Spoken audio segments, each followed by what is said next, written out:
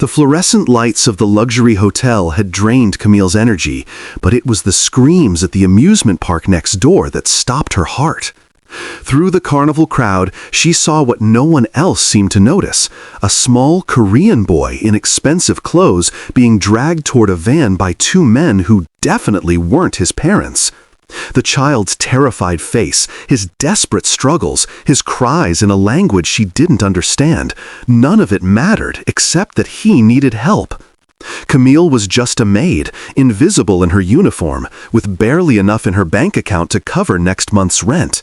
But when she threw herself between that child in danger, shouting for security with a voice that commanded attention she never knew she had, she changed everything. In 4 minutes, young Chai, the man who controlled half of New York's underground, would arrive in a convoy of black SUVs to find his only son alive because of a woman who had no idea she'd just walked into the most dangerous and passionate chapter of her life. Welcome back, my beautiful family and friends. I have missed you all, missed all the experiences we've had together. It's been a rough ride, but trust me, we're getting everything back and running. So stick around. I need your support on YouTube now more than ever. Thank you specially for sticking around to this very moment. If you're hooked in and you're ready to enjoy this story, click subscribe and let me know in the comments where you're watching from, because tomorrow I will be giving you another story just as interesting as this one, and you don't want to miss it. Now, back to the story. Hey! Her voice cut through the carnival noise with an authority she didn't know she possessed. Get your hands off him! The men turned, startled. One reached inside his jacket. Camille's heart hammered against her ribs, but she was already moving, already throwing herself between them and the boy, already shouting for security with lungs that had spent the day breathing bleach fumes. "Run, baby," she whispered in English to the boy behind her, even though she had no idea if he understood. "Run to the people. Go!" The next 4 minutes were chaotic. Security guards responded, the men released the boy and melt into the crowd. And then the child's small arms wrapped around her legs, refusing to let go, his face buried in her uniform as he sobbed words she couldn't understand. Then the world shifted. Black SUVs screeched to a halt, surrounding them like a military operation. Men poured out, too many, too organized, too dangerous. And from the center vehicle emerged a man who made Camille forget how to breathe. He was devastatingly beautiful in a way that felt lethal. Sharp jawline, intense dark eyes that swept the scene with predatory precision, and a crimson designer shirt that probably cost more than her entire month's rent. His presence commanded space, making everyone else shrink back instinctively. His eyes found the boy. Then I found her. "Kenji," he breathed, his accented English thick with relief as he strode toward them. The little boy looked up, broke into fresh sobs, and launched himself at the man. "Appa, the bad men, but she saved me! The lady saved me!" The man, Appa, father, held his son like he was the only thing keeping him tethered to earth, but his gaze never left Camille's face. She felt pinned by the intensity of it, examined and catalogued in ways that made her skin prickle. "You saved my son." It wasn't a question. His voice was silk over steel. Anyone would have. No. He stepped closer, still holding Kenji, who refused to release his father's neck. Not anyone. Most people would have walked past, pretended not to see. But you... His eyes traveled over her uniform, her name tag, her exhausted face. "You put yourself between my child and danger." Camille wrapped her arms around herself, suddenly aware of how she must look. Sweaty, disheveled, smelling like an industrial cleaner. Everything about this man screamed power and money. Everything about her screamed invisible working class. "Is he okay? Did they hurt him?" She addressed Kenji gently, the same tone she used with her nephew. Kenji peeked out from his father's shoulder, then reached for her, actually reached for her, making grabbing motions with his small hands until his father, surprise flickering across his face, allowed him to partially transfer to Camille's arms. The boy wrapped himself around her, speaking rapidly in Korean against her shoulder. She didn't understand the words, but she understood the trembling, the way he held on like she was safety itself. "He says you're his guardian angel," the man translated, something raw and wandering in his voice. "He says you were so brave, that you stood like a warrior." Camille's throat tightened. "I'm nobody's angel, honey," she murmured to Kenji, stroking his hair. "I'm just somebody who couldn't walk away." "What's your name?" The man's voice had shifted, gone softer, but somehow more intense. "Camille. Camille Washington. Camille." He said it like he was memorizing it, filing it away somewhere important. "I'm Young Chai, and I need to properly thank you for what you've done." "You don't need to." "I insist." There was that steel again, wrapped in courtesy. This wasn't really a request. "Tomorrow evening, I'll send a car to bring you to my home. Please, allow me to express my gratitude appropriately." Camille looked at Kenji, who was finally calming in her arms, then at Yong Chai, whose eyes held something she couldn't quite name. Gratitude, yes, but something else. Something that made her pulse quicken in ways that had nothing to do with the adrenaline still coursing through her system. "Okay," she heard her say, "tomorrow." When she finally pulled away, heading back toward her tiny apartment, she felt Yong Chai's eyes on her until she disappeared into the crowd. She didn't see the way his expression hardened as he turned to his security team, didn't hear the cold fury in his rapid Korean as he demanded to know how his son had been left vulnerable. But she felt it, somehow, felt that she'd just stepped into something much bigger than a simple thank you dinner, felt that her invisible life had just become devastatingly, dangerously visible. The car that picked up Camille wasn't just a car, it was a statement. Sleek black Mercedes with windows so dark she couldn't see inside, a driver in a suit who opened her door like she was royalty, and leather seats that probably cost more than everything she owned combined. She'd changed 5 times before settling on a simple black dress from Target, the nicest thing in her closet, and now felt absurdly underdressed. The building was in Tribeca, all glass and steel, and the kind of understated elegance that screamed serious money. The elevator required a key card and opened directly into the penthouse, not onto a hallway, into the actual apartment. Camille stepped out and forgot how to breathe. Floor-to-ceiling windows framed Manhattan like a painting. The space was massive, minimalist furniture that looked sculptural, art on the walls that might have been museum quality, and a kitchen that could have housed her entire apartment. Everything was clean lines and muted colors, expensive taste whispering rather than shouting.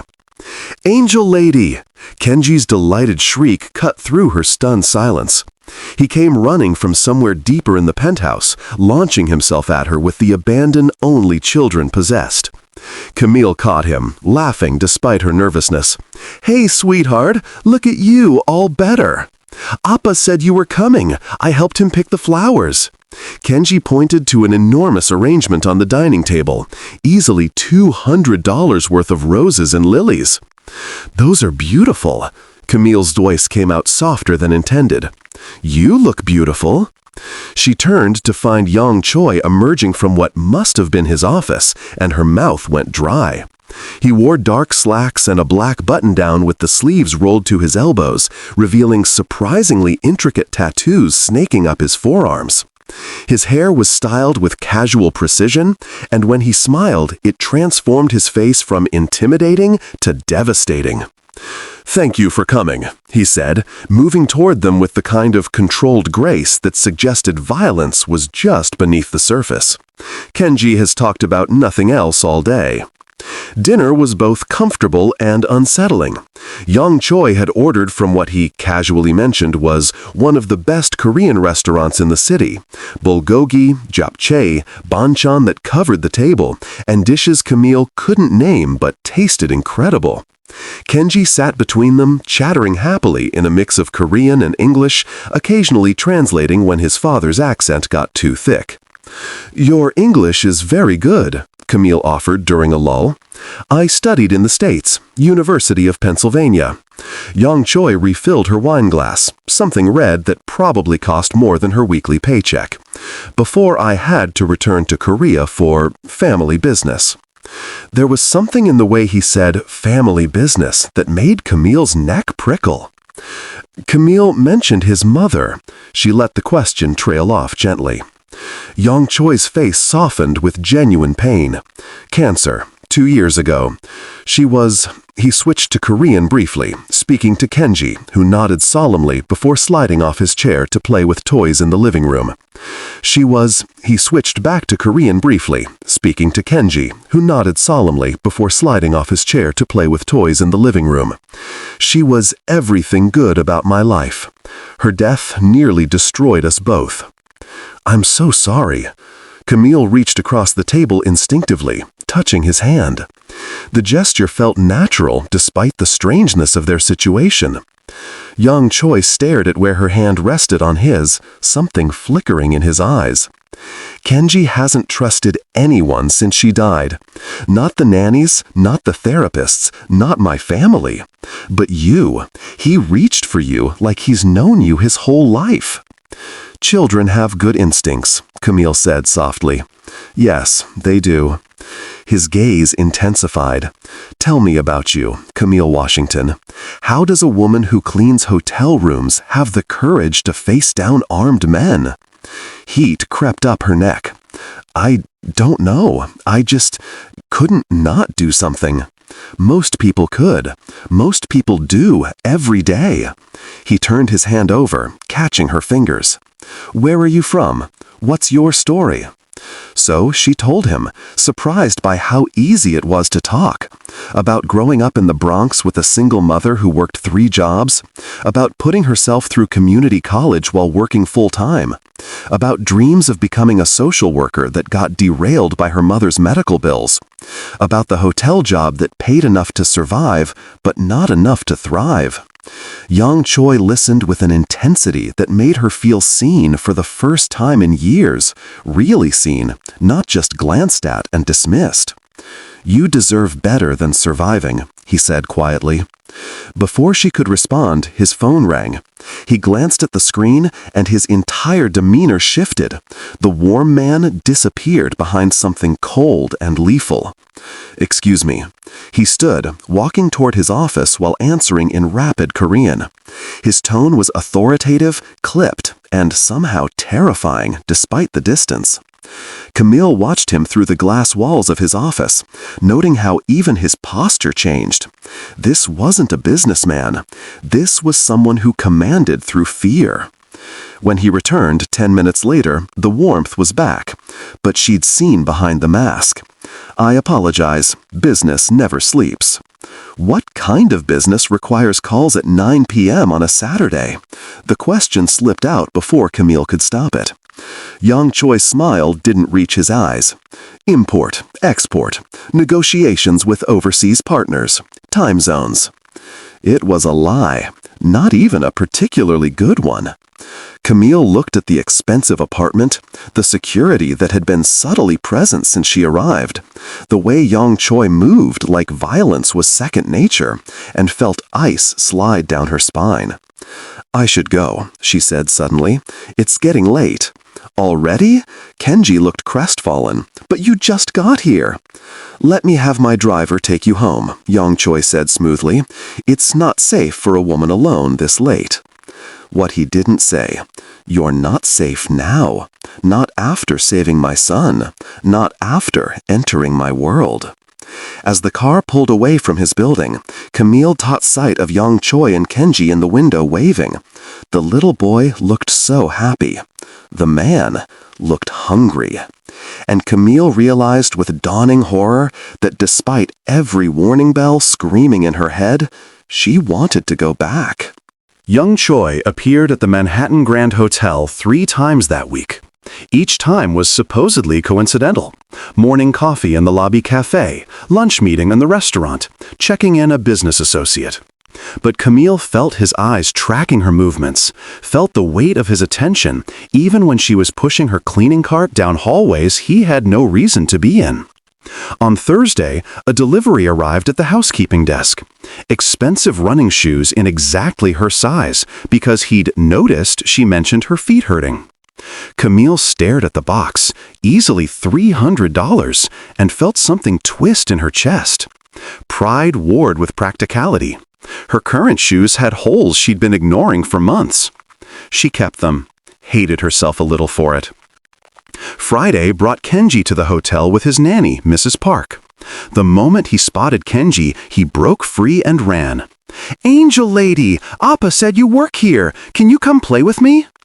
"I'm working, sweetheart," Camille said gently, even as her supervisor shot her a warning look. "Tonight then, please. Appa's been sad all week. You make him smile." How could she say no to those hopeful eyes? The restaurant Yang Choi chose that evening made her Target dress feel like burlap. Milos, a place she'd only seen in magazines, where reservations required months of waiting. Yet the maitre d' greeted Yang Choi like royalty, led them to the best table without question, and every server who passed bowed slightly. "You come here often?" Camille asked, hyper-aware of the crystal and white tablecloths. "Often enough." His smile was enigmatic. "You look nervous." "I don't belong here." "You belong anywhere you choose to be." Yang Choi leaned forward, his intensity pinning her in place. "Don't diminish yourself, Camille. I've seen your courage. These people," he gestured around them, "most of them wouldn't last 5 minutes in your world." Something in her chest loosened. Over wine that tasted like velvet and food that was more art than sustenance, she discovered the man beneath the danger. He was wickedly intelligent, his observations about people razor sharp. He made her laugh with dry humor that caught her off guard. And when he talked about Kenji, his fears about raising a son alone, his determination to be better than his own father, the vulnerability nearly undid her. "What did your father do?" she asked. The shutters came down. "Business. The family business I inherited." "That import-export thing?" "Yes." His jaw tightened almost imperceptibly. "Young Choi, tell me about your dreams," he interrupted smoothly. "You said you wanted to be a social worker. What stopped you?" The deflection was obvious, but Camille let it slide. She talked about her mother's illness, the bills that never stopped coming, the way life had other plans. And when she finished, Yang Choi was looking at her like she'd revealed something precious. "What if I told you I could make those dreams possible again?" His voice was low, intimate. "What if I could give you everything you've sacrificed?" "I don't want charity." "It wouldn't be charity." He reached across the table, his fingers brushing hers, and electricity shot up her arm. "It would be me taking care of someone who matters." "I barely know you." "Then let me change that." His thumb traced circles on her palm, and Camille felt her resistance crumbling. "Let me show you who I really am." But that was exactly what terrified her, because every instinct screamed that knowing the real Yang Choi meant crossing into a world she could never escape. His phone buzzed. He glanced at it, and that cold mask slipped into place again, the dangerous man surfacing beneath the charming one. "I need to make a call. 1 minute." Camille watched him step away, speaking in harsh Korean that carried violence in its cadence. A woman at the next table leaned toward her companion, whispering urgently. Camille caught only fragments. "That's Choi Young Choi, Korean mob. Stay away." Her blood turned to ice. When Young Choi returned, smiling as if nothing had happened, Camille saw him differently. Saw the predator wearing the mask of a devoted father. Saw the danger she was falling into with eyes wide open. "Everything okay?" he asked, too perceptive not to notice her change. "Fine," she lied, even as her heart hammered a warning she was beginning to ignore. Because despite everything, when he took her hand to leave, she didn't pull away. And that scared her more than anything else. Camille's laptop screen glowed in the darkness of her tiny apartment at 2 in the morning. She'd been searching for 3 hours, and each result made her stomach churn harder. Choi Young Choi, alleged head of Korean organized crime syndicate in New York. Federal investigation into trafficking operations linked to Choi family. 3 bodies found in Hudson River, sources say connected to territorial dispute. The articles were careful, using words like alleged and rumored, but the pattern was unmistakable. The man whose laugh made her pulse race, who was so gentle with his son, was also someone the FBI had been watching for years. She showed up at his penthouse unannounced the next evening. The security at the desk tried to stop her until Yong Choi's voice came through their earpiece. Let her up. He was waiting when the elevator opened, concern etched on his face. Camille, what's wrong? We need to talk, now. Kenji appeared from his bedroom, face lighting up. Angel lady, did you come to read me a story? Not tonight, sweetheart, Camille managed, her voice tight. Yong Choi studied her face, then spoke to Kenji in Korean. The boy's expression fell, but he obeyed, trudging back to his room. What's this about? Yong Choi asked once they were alone. Who are you, really? Camille pulled out her phone, showing him the search results. Because the internet has some very interesting theories about your import-export business. Something flickered in his eyes. Disappointment, maybe, that she looked? You can't believe everything you read online. So it's not true? You're not? She couldn't even say it. Not what? A criminal? A gangster? His voice went cold. Those are very loaded words, Camille. Answer the question. Yong Choi moved to the window, his back to her. When he spoke, his voice was carefully controlled. My family has complicated business interests, some legal, some operating in gray areas. I inherited responsibilities I didn't ask for. That's not an answer, that's a deflection. Appa never hurts good people. Kenji's small voice made them both turn. He stood in the hallway, clutching a stuffed tiger. Only the bad men who try to hurt us. That's what Mrs. Park says. The innocent comment landed like a bomb. Camille's face drained of color. Kenji, bed, now. Yong Choi's tone brooked no argument. Once the boy disappeared, he turned back to Camille. You want the truth? Fine. I'm not a good man. I've done things that would horrify you. I operate in a world where violence is currency and loyalty is bought with fear. But everything I do, everything, is to protect my son and build something he can inherit without shame. You can't build something clean on a foundation of blood. Can't I? He stepped closer, and she saw the dangerous edge she'd been sensing all along. I'm trying, Camille. Every day I'm trying to transition into legitimate operations, but you don't just walk away from my world. People who try end up dead. Then what am I doing here? Her voice cracked. Why pull me into this? Because when I look at you, I see a way out. I see goodness I thought I lost when my wife died. I see... He stopped, jaw clenching. I see the man I want to be, instead of the man I am. That's not fair. I can't be your redemption. I'm not asking you to be. I'm asking you to see me, all of me, and decide if what we have is worth the complications. Camille looked at this man who terrified and attracted her in equal measure. I can't do this. I can't love someone who what? Protects his family the only way he knows how? Who came from a world you can't understand and is trying desperately to leave it. His control cracked. You think I want this life? You think I want my son growing up with security guards and threats? Then get out. Just leave. It's not that simple. It never is with you. Camille grabbed her purse, heading for the elevator. Everything's complicated. Everything's gray. Everything's... Camille, wait. No. She jabbed the elevator button. I need space. I need to think. Kenji needs you. The words stopped her cold. Don't use him against me. I'm not. I'm stating a fact. My son has nightmares every night except the ones when you're here. He talks about you constantly. He's already lost one mother. I'm not his mother. The words came out harsher than intended. The elevator arrived. Camille stepped in. and the last thing she saw was Young Choi's face, not angry, but devastated.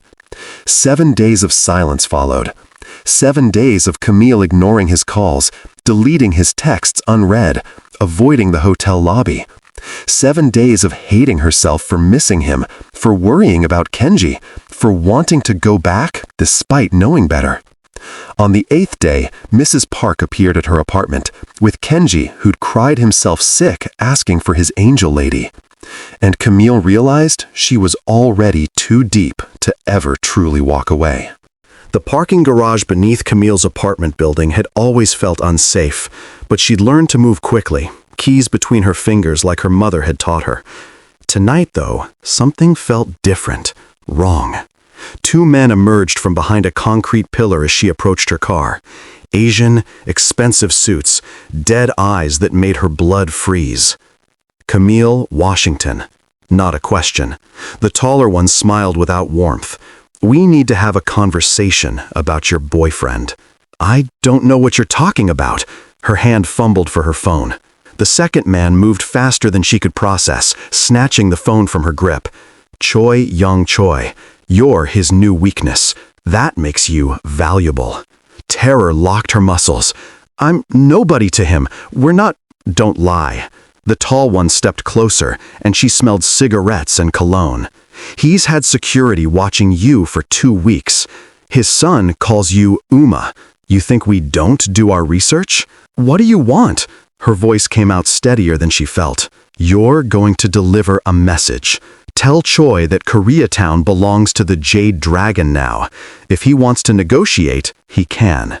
The garage exploded into motion. Black SUVs screeched them nowhere, surrounding them. Men poured out. Young Choi's security team, weapons drawn with military precision. The 2 men released her immediately, hands rising.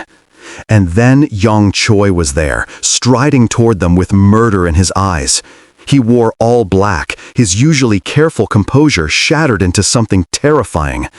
This wasn't the charming father or the smooth businessman. This was the man from the internet articles. This was the monster. He spoke in rapid Korean, his voice dropping to lethal quiet. The tall man responded, defiant. Young Choi's answer was a backhand that sent the man sprawling. "You touch what's mine, you die." His English was thick with fury. "You threaten her? You pray I kill you quickly." "Young Choi!" Camille's voice shook. He turned to her and she flinched. Saw it register on his face the moment he realized she was afraid of him. Something in his expression cracked. "Get her home," he ordered his team in English, never breaking eye contact with Camille. "I'll handle this." "What are you going to do to them?" She had to know. "What needs to be done?" "You're going to kill them." "No." His jaw clenched. "But they'll wish I had. Now go, please." The security team escorted her upstairs, professional and terrifying in their efficiency. They swept her apartment, installed new locks, positioned a guard at her door. Through it all, Camille sat on her couch, shaking, replaying those dead eyes telling her she was valuable. Young Choi arrived an hour later. His knuckles were split, blood on his collar that probably wasn't his. He looked at her like he was memorizing her face, like he expected her to run screaming. "Are they dead?" she asked. "No, but they won't speak again without remembering tonight." He stayed by the door, keeping distance between them. "I'm sorry. This is my fault. I should have protected you better. This is your world." It wasn't a question anymore. Yes, no deflection this time. "This is what I am, what I do. I hurt people who threaten my family, and I don't lose sleep over it." He paused. "You're my family now, whether you want to be or not. You saved my son. That bound you to me in ways you can't understand. And now," his voice roughed, "now you're a target because of me." Camille stood on shaking legs. "You should have told me before we. Would you have believed me? Would you have stayed?" He finally moved closer, and she saw the desperation beneath the danger. "I'm not a good man, Camille. I've never pretended to be. But I'm good to the people I love. I'm loyal. I protect what's mine with everything I have. I'm not yours, aren't you? His eyes burned. You think about me, dream about me, miss me even when you hate yourself for it. You love my son, and whether you'll admit it or not, you're falling for me too. The truth of it hit like a physical blow. She had already fallen.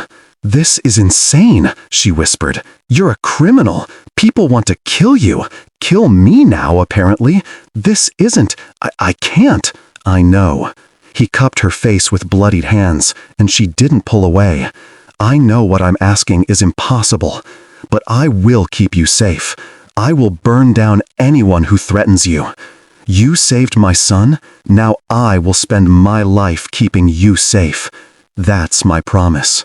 Camille looked into his eyes and saw both monster and man, violence and devotion, danger and desperate love, and realized with dawning horror that she was going to choose him anyway. Don't make me regret this, she breathed. His kiss tasted like relief and damnation all at once. Camille didn't sleep that night. She sat on her couch with a security guard outside her door, watching the city lights and weighing her life in her hands. On one side, safety, invisibility, the predictable struggle she'd always known. On the other, danger, passion, a little boy who needed her, and a man who terrified and captivated her in equal measure. On sunrise, she'd made her decision. She found young Choi in his penthouse office at 7 a.m., looking like he hadn't slept either. Kenji was still in bed, the apartment quiet except for the hum of the city below. I have conditions, she said without preamble. Hope flared in his exhausted eyes. Anything. My family, my mother, my brother, my nephew, they stay safe. Whatever protection you have on me, they get too. Done. I've already assigned teams. No more lies. No more deflections. If I'm walking into your world, I need to know what that world looks like. All of it. Yang Choi's jaw tightened, but he nodded. The truth. Always. Even when it's ugly. And you have to promise me you'll find a way out. Not tomorrow, not next month, but eventually. For Kenji. For us. I won't raise children in a world where people get kidnapped and threatened.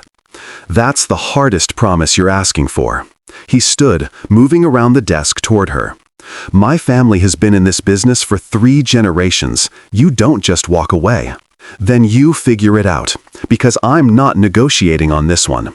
Young Choi stopped in front of her, close enough that she could see the vulnerability breaking through his control. I don't deserve you. I know that. I'm asking you to love a man with blood on his hands, to accept a life most people would run from. I'm selfish enough to want you anyway, but I'm not stupid enough to think I deserve you. Stop talking about deserving. Camille's voice softened despite herself. This isn't about what you deserve. It's about what we choose. What I'm choosing. And what are you choosing? You. This insane, dangerous situation. But not as your kept woman or some prize you won. As your equal. As your partner. If I'm going to be part of your world, then I'm actually part of it. Decisions, consequences, everything. Something fierce and grateful blazed in his eyes. Equal. Partner. I can work with that. Amma? Kenji's sleepy voice drifted from the hallway. He stood there in dinosaur pajamas, rubbing his eyes. You came back. Appa said you might not, but I knew you would. Camille's heart clenched. Kenji, sweetie, I'm not. He's been calling you that for 3 days, Young Choi said quietly. Amma, Mom. I tried to correct him, but you're my mom now, Kenji said with the absolute certainty only children possessed. Appa loves you. I love you. That makes you family. Tears burned Camille's eyes. She looked at this little boy who'd already lost one mother, at this dangerous man who was trying so hard to be better, and felt the last of her resistance crumble. Come here, baby, she whispered, opening her arms. Kenji launched himself at her, wrapping around her waist. Does this mean you're staying? Forever? Yeah, Camille managed, meeting Young Choi's gaze over his son's head. I'm staying. Forever? Young Choi's voice roughed with emotion. "We'll start with today and see where it goes." He waited until Kenji released her and wandered to the kitchen in search of breakfast before closing the distance between them. His hands framed her face with a gentleness that contradicted everything else about him. "I will give you everything," he promised. "My truth, my protection, my heart. I'll build you a legitimate empire if that's what it takes. I'll become the man worthy of the choice you just made. Just love me," Camille whispered. "Love me and keep that boy safe, and try to be better. That's all I need." When he kissed her, it wasn't like the desperate, blood-stained kiss from the night before. This was different. A covenant, a claiming, a promise that went beyond words. His hands tangled in her hair, pulling her closer, and she melted into him, accepting all of him. The darkness and the light. The monster and the man. "Mine," he murmured against her lips. "You're mine now, Camille, and I take care of what's mine." "Ours," she corrected, pulling back to look at him. "We're in this together now. That means partnership, remember?" A smile transformed his face. Genuine, unguarded, devastating. "Ours. I can work with that too." From the kitchen, Kenji's voice rang out. "Are you kissing? Appa, are you kissing Amma? That's so gross." They broke apart laughing, and Camille realized this was it. This was the moment her invisible life ended, and something infinitely more complicated and infinitely more meaningful began. She'd chosen danger over safety, chosen love over logic, chosen a ready-made family over the loneliness she'd grown accustomed to. And standing in Yang Choi's arms with Kenji's laughter echoing through the penthouse, Camille couldn't bring herself to regret it. 3 months after making her choice, Camille stood in what was now her closet, a room larger than her old apartment, and still reached for the Target dress she'd worn on their first date. Old habits died hard. "You have a $1,000 dress right there," Yang Choi observed from the doorway, amused. "This one feels like me." She pulled it on anyway. "I'm not losing myself in all this luxury. I wouldn't want you to." He crossed to her, zipping up the back. "That's why I fell in love with you." She still worked at the hotel 3 days a week, despite Yang Choi's protests. Her friends there, Sarah, Miguel, old Mrs. Chen, they kept her grounded, kept her remembering where she came from. But she saw the way they looked at her now, the expensive bag she carried, the car that dropped her off. The invisible woman had become visible, and it created distance she hadn't anticipated. "They think I've sold out," she told Yang Choi over breakfast one morning while Kenji demolished his pancakes. "Have you? I don't know anymore. Is it selling out if you're genuinely happy? Only you can answer that." His phone buzzed, always buzzing, but he ignored it, focused on her. "But for what it's worth, you're doing more good now than you ever could have scrubbing toilets. The community center, the mentoring, the scholarship fund we're setting up, that's not selling out. That's using resources to make change." The self-defense lesson started after the shooting. Yang Choi was patient but relentless, teaching her how to break holds, where to strike, how to think strategically when terrified. "Again," he commanded as she failed to escape his grip for the 5th time. "This is impossible. You're twice my size." "Which is why you use momentum, not strength." He repositioned her hands. "In my world, you need to be able to protect yourself and Kenji if I'm not there." Again. By the end of the month, she could disarm him 3 times out of 10. It wasn't perfect, but it was something. Kenji attached himself to her with the fierce devotion of a child who'd found safe harbor after a storm. He wanted her to read bedtime stories, help with homework, attend school events. Wanted her opinion on everything from his clothes to his friends. "Is this what having a mom is supposed to feel like?" he asked one night, nestled against her side. "What does it feel like, baby?" "Safe. Like, even when scary things happen, you'll be there." Camille's throat tightened. "Always, I promise." Meeting Yang Choi's associates was a different kind of education. Hard men with harder eyes who sized her up and found her wanting, until she refused to flinch under their scrutiny, met their stares with quiet strength, and spoke her mind when Yang Choi asked her opinion about business matters. "She's tougher than she looks," she overheard one say in Korean, not knowing she'd been learning the language. She'd have to be, another replied, to survive our world. The first social event was a charity gala, the kind where New York's elite mingled with its underworld, everyone pretending not to know which was which. Camille wore a black gown that cost more than 3 months of her old salary and felt like an imposter. "You look terrified," Young Choi murmured as they entered. "I am. These people are no better than you. Most are worse." His hand pressed against her lower back. "You saved a child at risk to yourself.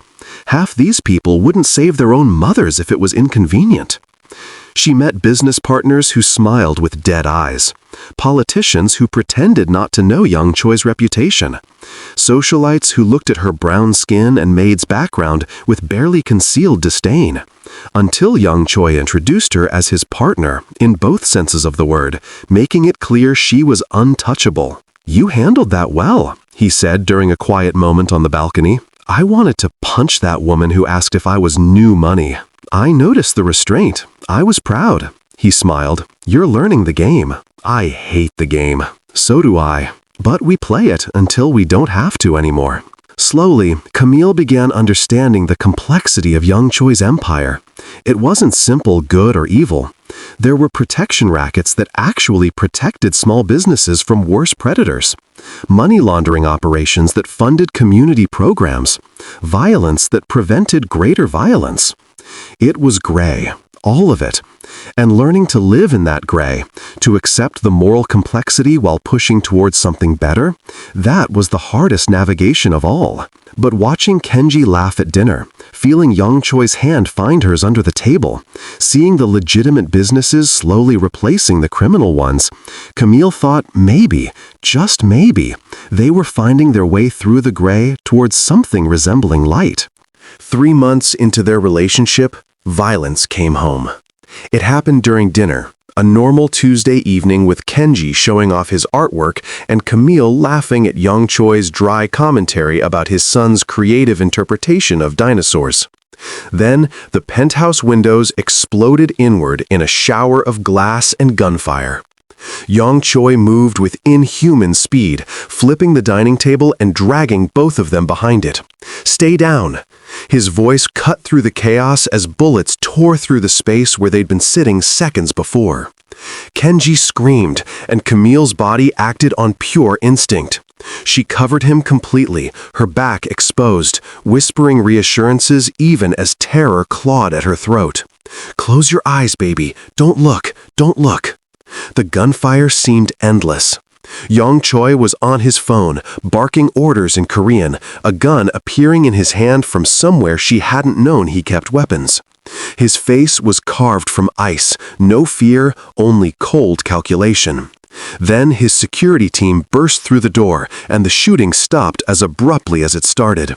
"Clear the building," Young Choi commanded. "Find them, all of them, and bring them to the warehouse."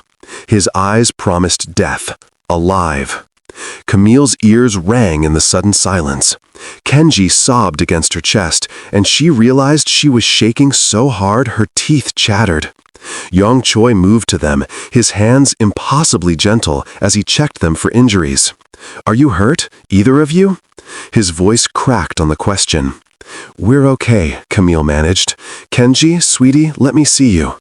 But the little boy wouldn't release her, wouldn't stop crying, and Camille felt something murderous rise in her own chest. Someone had tried to kill a 5-year-old child. Who? The word came out savage. Jade Dragon retaliation. Young Choi's jaw clenched. "They'll regret this. I promise you, they'll regret being born." He took them to a safe house while his team secured the penthouse. A fortified apartment in a building he owned, with security that felt military grade. Kenji finally cried himself to sleep in Camille's arms, and only then did she allow herself to fall apart. "I could have lost him," her voice broke. "We could have all, but we didn't." Young Choi pulled her close, and she felt him trembling too. "You protected him. You covered him with your own body." "What else would I do? Most people would have run." "I'm his mother." The words came out fierce. "I don't run from my child." Something shifted in Young Choi's expression, wonder and grief and love all tangled together. "I have to go. The men who did this? What are you going to do?" But she already knew. What needs to be done? "This can't go unanswered, Camille. In my world, weakness gets you killed. They attacked my family in my home. If I don't respond, I know." She did. God help her, she understood. "Just come back to us." He kissed her forehead, lingering. "Always." Camille watched security footage later when Kenji was still sleeping and her curiosity overcame her better judgment. Watched Yang Choi in that warehouse, watched the cold efficiency of his violence, watched him become the monster the internet articles warned about. She should have been horrified, should have packed their bags and run. Instead, she felt a savage satisfaction that the men who'd terrorized her child were suffering. When Yang Choi returned at dawn, blood on his clothes, she was waiting. "Is it done?" she asked. "It's done. The Jade Dragons won't touch us again." "Good." The words surprised them both. Yang Choi studied her face. "You watched the footage?" "I did. And I'm not going to pretend I didn't feel glad." Camille's voice shook. "They tried to kill our son. Your world, your rules. I get it now. I don't like it, but I get it." "This is what protecting family looks like in my world," he said quietly. "This is who I am." "I know." She moved into his arms, despite the blood, despite everything. "But Kenji can't grow up like this. He can't spend his childhood behind bulletproof glass, having nightmares about men with guns." "I know. So, you need to get us out. Really out. Not someday, not eventually. You promised me you'd find a way, and I need you to keep that promise. For him." Yang Choi held her tighter. "I'll transition everything. Legitimate businesses, clean operations. It'll take time, maybe a year, maybe two, but I'll do it. For Kenji, for you, for the family we're building." "Do you mean it?" "I've never meant anything more." He pulled back to look at her. "You and Kenji are my reason for breathing. I'll burn down my entire empire if that's what it takes to keep you both safe and whole." In the bedroom, Kenji stirred, calling for his Uma. Camille went to him, gathering him close, and Yang Choi joined them. This dangerous man, this devoted father, this complicated love of her life. They'd survive tonight, but Camille knew with absolute certainty that this was the catalyst. Things had to change. And watching Yang Choi stroke his son's hair with bloodied hands, she believed he would actually do it. Love, she was learning, wasn't just about passion. It was about transformation, about becoming better than you were for the people who mattered most. 6 months later, Camille stood in front of the full-length mirror in Young Choi's penthouse, smoothing down the simple ivory dress she'd chosen for their private wedding ceremony. No guests, no fanfare, just immediate family and the judge who owed Young Choi a favor she'd decided not to ask about. "You look beautiful, Amma."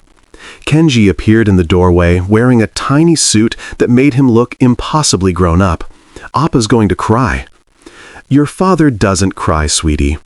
"He did last night when he thought I was sleeping. Happy tears, though." Kenji grinned.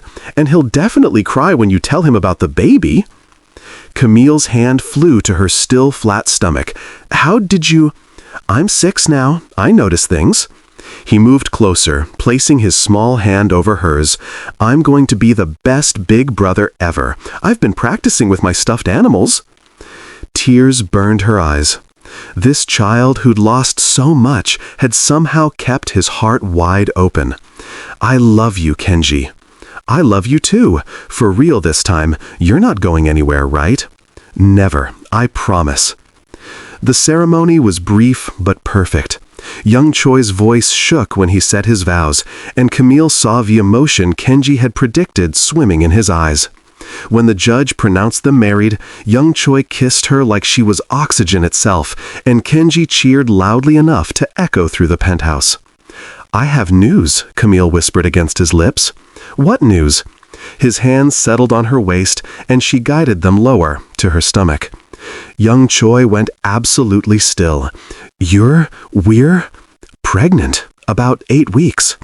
He lifted her off her feet, spinning her while Kenji danced around them shouting about being a big brother.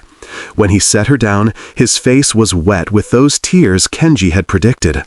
"A baby," he breathed. "Our baby. You're happy?" "Happy doesn't begin to cover it, Mrs. Choi."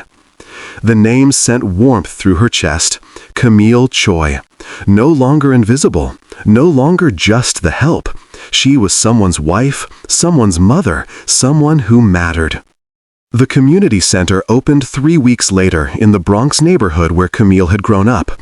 Washington Choi Community Center read the sign, her name first, at her insistence. It offered after-school programs, job training, and resources for families like hers had been. Young Choi had funded everything, but Camille ran it, pouring her deferred dreams of social work into something tangible. "This is what legitimate looks like," young Choi murmured during the ribbon cutting, his hand protective on her lower back. "This is the empire I want Kenji to inherit." His transition was happening, slower than she'd like, but real. The restaurants, the real estate investments, the import business that actually imported legal goods now. The dangerous edges of his world were receding, replaced by something cleaner, if not completely clean. That evening, they sat in their living room, no longer the cold minimalist space, but a home filled with Kenji's artwork, family photos, and the warmth of people who'd chosen each other. Kenji was sprawled on the floor building an elaborate Lego city, chattering about how the baby would help him when they got older. Camille leaned into young Choi's embrace, his hand resting on her small baby bump, and marveled at the journey that had brought them here. From a maid in a stained uniform to this, a wife, a mother, a woman building something meaningful. "What are you thinking?" young Choi asked softly. "That I used to be invisible. I'd walk through hotel lobbies and people would look right through me. And now," her voice caught, "now I matter. Not because of money or status, but because I chose courage over fear. Because I loved when it would have been easier to walk away." "You gave me everything," he said against her hair. "A reason to be better. A family worth protecting through means other than violence. Hope for a future I didn't think I deserved." Kenji looked up from his Legos. "Are you guys being mushy again? Because the baby book says pregnant ladies need lots of love and mushiness." They laughed, pulling him up onto the couch between them. Young Choi's arms wrapped around all 3 of them. Camille, Kenji, and the promise of new life growing inside her. "This is everything," young Choi whispered. "Right here, my entire world." Camille looked at her family. This dangerous man who'd learned gentleness, this brave little boy who'd taught her about resilience, this life they were building from impossible circumstances, and knew he was right. She'd started as nobody, just a maid whose name no one remembered. But she'd become a queen in the only way that mattered. Not through blood or money, but through courage and love and the fierce choice to protect the people who needed her most. Outside, New York City stretched endlessly, full of invisible people living invisible lives.